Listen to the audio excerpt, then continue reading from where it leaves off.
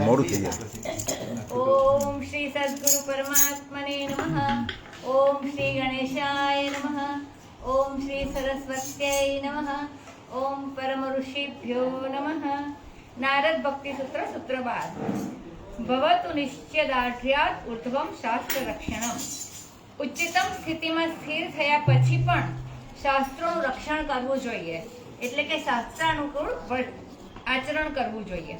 જ્યાં સુધી ઈશ્વરની પ્રતીતિ ન થાય અથવા તો જ્યાં સુધી ભક્તિનો પૂર્ણ વિકાસ ન થાય ત્યાં સુધી શાસ્ત્રોની આજ્ઞાનું પૂર્ણતઃ પાલન કરવું જ જોઈએ. શાસ્ત્રાનુકૂળ કર્મો ખંતથી કરતા રહેવું જોઈએ. ઉચ્ચતમ સ્થિતિએ પહોંચ્યા પછી પણ શાસ્ત્રોને માન આપવું જોઈએ. શાસ્ત્રો તો ભગવાનની પોતાની જ વાણી છે. તે સાધકનો માર્ગ પ્રકાશિત કરનાર જ્યોતિ છે.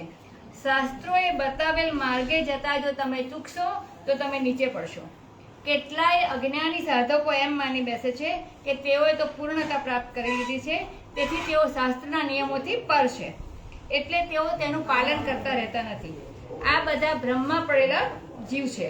એ બધા જરૂર નીચે પડવાના. ભક્ત અથવા સાચો સાધક પોતાના નિશ્ચયમાં દ્રઢ હોવો જોઈએ.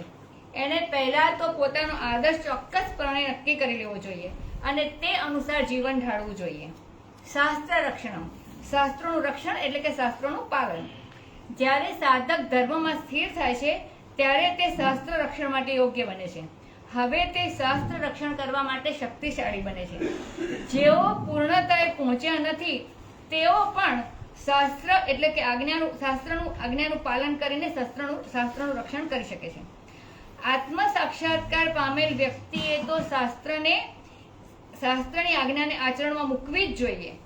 આ રીતે જેઓ તે રસ્તે જવા પ્રયત્ન કરી રહ્યા હોય છે તેમને માટે તેઓ આદર્શ અને દ્રષ્ટાંતરૂપ બને છે.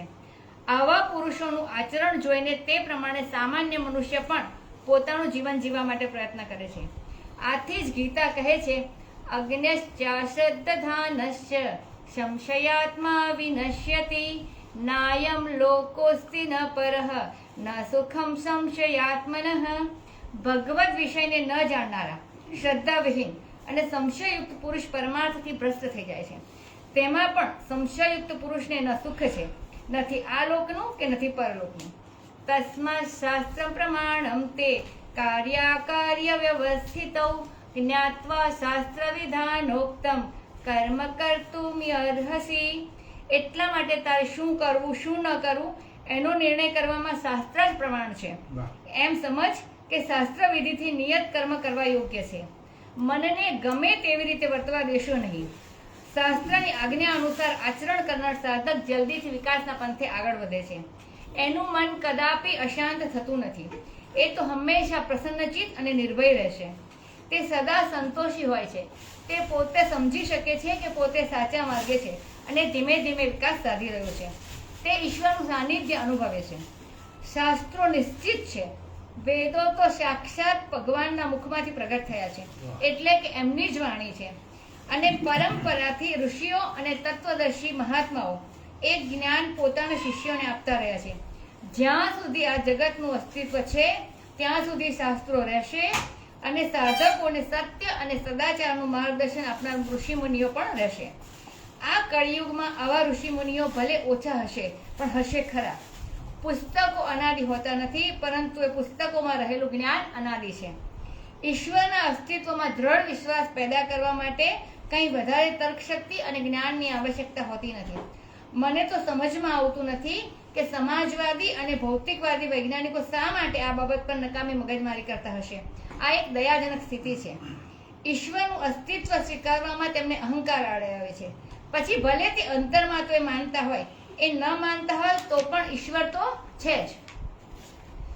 કેટલાક મૂર્ખ સાધકો હિમાલય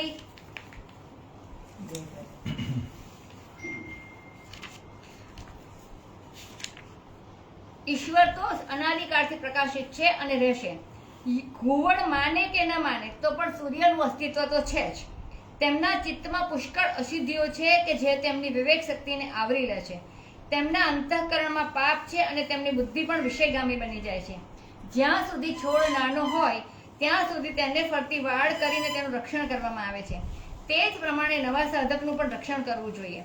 જો નવો સાધક નાસ્તિકો સાથે હળશે મળશે તો તેની શ્રદ્ધા ડગી જશે. તેણે તો સાધુ સંત મહાત્માઓ અને ભક્તોના સમાગમમાં રહેવું જોઈએ. એમનો સત્સંગ નવા સાધકો માટે લોખંડી કિલ્લા સમાન છે. જો શાસ્ત્રની આજ્ઞાનું અક્ષરશઃ પાલન કરવામાં આવે તો એની શ્રદ્ધા કદી પણ ડગશે નહીં. લાકડામાં ખીલી બેસાડવા માટે એના પર વારંવાર હથોડો મારવામાં આવે છે. તે જ પ્રમાણે શાસ્ત્રની આજ્ઞાને ચુસ્ત રીતે વળગી રહેવાથી સુસંસ્કાર અને શ્રદ્ધા દ્રઢ થાય છે. અને આ સમજાવવાનો આ સૂત્રમાં પ્રયાસ છે. હરિ.